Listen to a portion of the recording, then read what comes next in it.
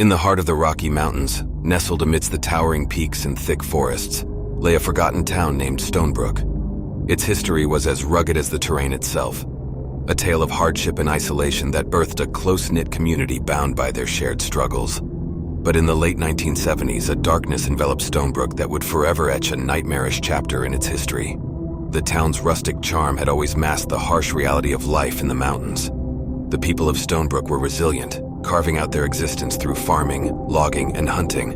Their lives were marked by the cycle of seasons, their days governed by the rising and setting of the sun against the majestic backdrop of the Rockies. It began innocently enough, as peculiar incidents that the townspeople brushed off as mere coincidence. Livestock vanished under the cover of night, leaving empty barns and confused farmers in their wake.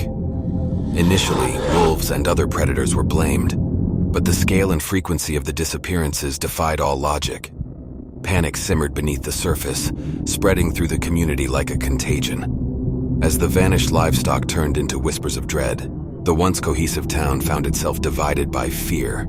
The nights grew eerily silent, broken only by the mournful howling of the wind through the mountains. The townspeople barricaded themselves indoors as darkness descended, terrified of the shadows lurking outside their windows. Then a new level of horror gripped Stonebrook, one that sent shockwaves through the very soul of the town.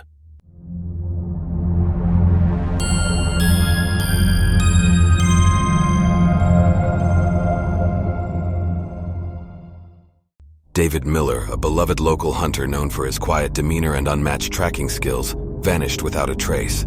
He had set out on his usual early morning expedition with his loyal dog Jasper by his side. Hours stretched into days, and anxiety turned to desperation as the search party scoured the mountains in vain. In the midst of this turmoil, the town sheriff, a grizzled man named Robert Thornton, emerged as a reluctant leader. He organized search parties, consoling distraught families while wrestling with his own fears. The town's sense of unity and safety dissolved further with each passing day of David's absence. Weeks after David's disappearance, the sheriff received an anonymous letter, an intricate map leading to a remote part of the mountains. Fueled by a mix of determination and a gnawing unease, Sheriff Thornton gathered a group of the town's most resolute men. Armed with weapons, lanterns, and a heavy sense of foreboding, they embarked on a treacherous journey into the heart of the Rockies.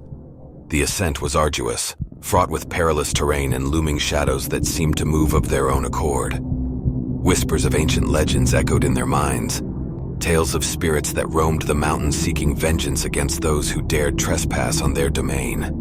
But the men pressed on, bound by their loyalty to the missing hunter and their yearning for answers. Days turned into nights, and finally the group stumbled upon a clearing shrouded in an unnatural mist. In its center stood a stone circle, ancient and weathered, illuminated by flickering torches that emitted an eerie blue glow. As they cautiously approached the circle, a bone-chilling howl reverberated through the air, followed by a symphony of distant, anguished cries that seemed to emanate from the very mountains themselves.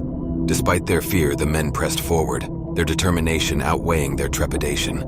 In the center of the circle stood David Miller, his eyes vacant and distant, his body seemingly suspended in midair. His lips moved, forming words that no human tongue should ever utter.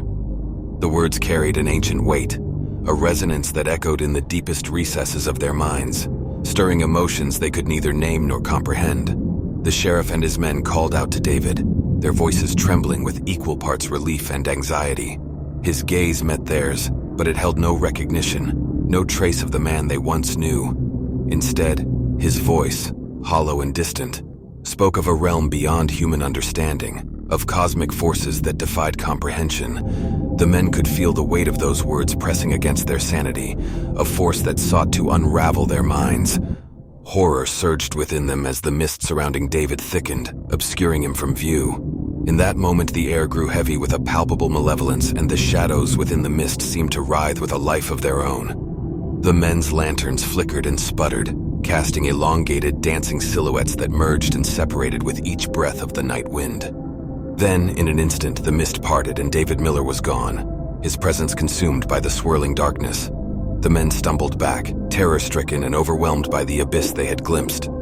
The stone circle seemed to pulse with an otherworldly energy, and a chorus of ethereal whispers enveloped them, a symphony of voices that seemed to emanate from beyond time itself. Retreating from the clearing, the men fled down the mountainside, their breathless footfalls echoing their collective dread. As they stumbled back into the town of Stonebrook, they carried with them a haunting knowledge that would forever alter their perception of the world. They had ventured into a realm where the boundaries between the known and the unknowable had dissolved, where forces beyond human understanding held sway.